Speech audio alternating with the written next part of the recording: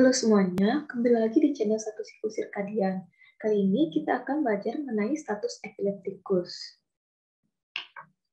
Status epileptikus itu didefinisikan sebagai kejang yang berlangsung selama lebih dari 30 menit secara terus-menerus atau terjadi 2 kejang atau lebih tanpa kembalinya kesadaran secara penuh di antara 2 kejang.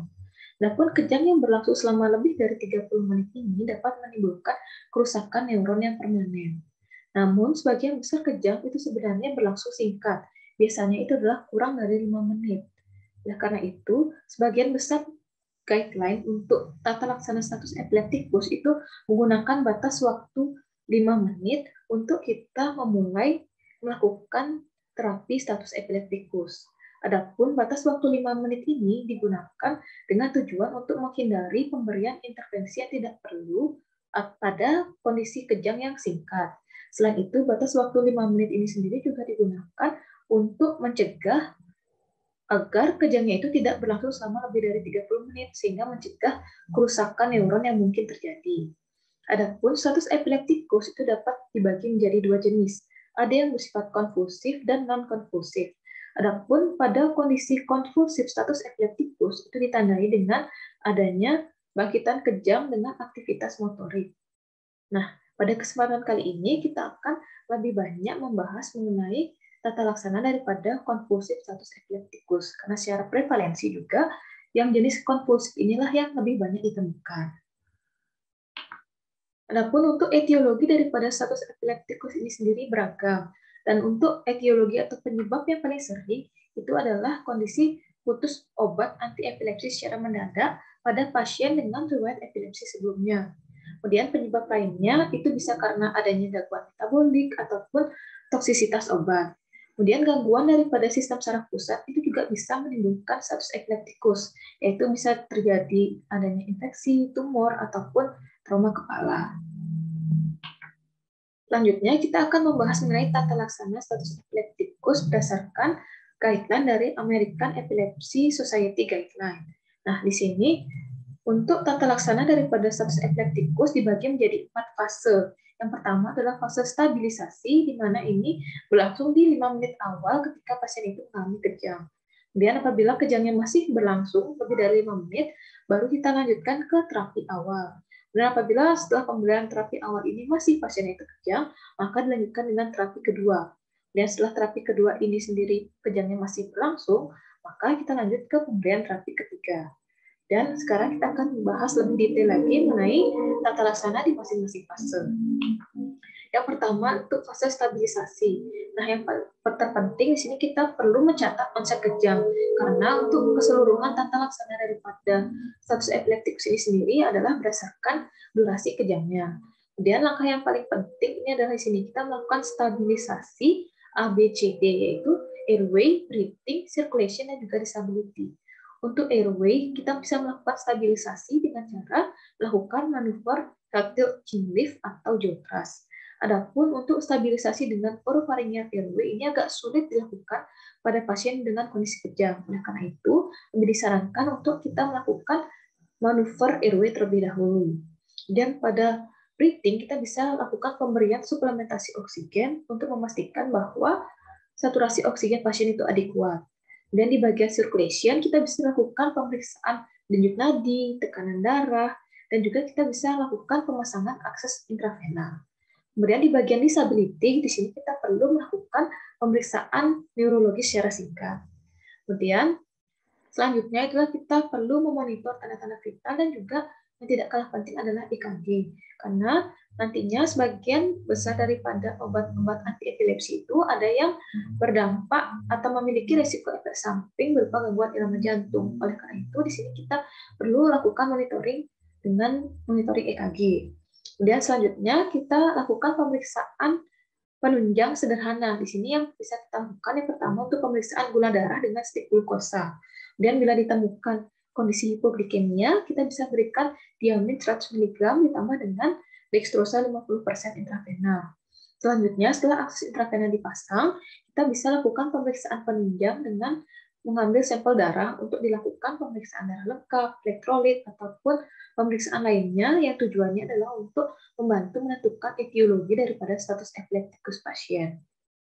Kemudian apabila di fase stabilisasi ini kejangnya itu masih berlanjut, maka baru kita lakukan pemberian terapi awal.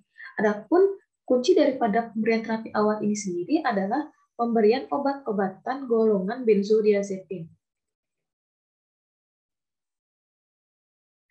Adapun 3 jenis obat yang menjadi first line terapi yang dapat diberikan itu adalah bisa midazolam intramuskular, kemudian lorazepam intravena, dan juga diazepam intravena.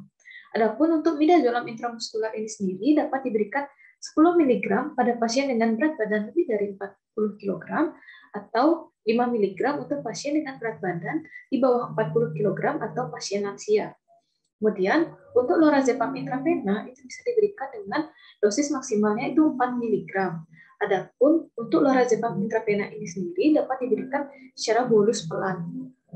Dengan kecepatannya itu maksimal 2 mg per menit.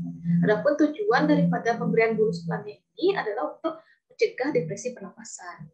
Kemudian untuk diazepam intravena itu dapat diberikan dengan dosis maksimal 10 mg. Adapun pemberian diazepam ini sendiri juga dilakukan dengan bolus pelan dengan kecepatan 1-2 mg per menit.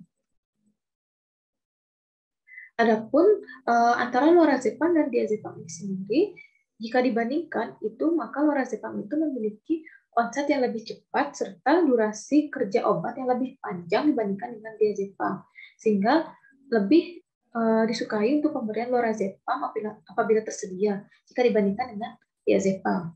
Dan apabila ketiga obat-obatan ini sendiri tidak tersedia atau misalnya belum terpasang akses intravena, maka kita bisa memberikan alternatif yaitu berupa pemberian diazepam rektal.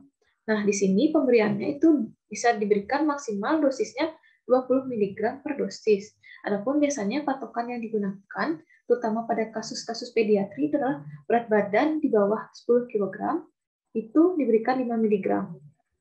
Sementara itu pada pasien dengan berat badan di atas 10 kg itu diberikan 10 mg.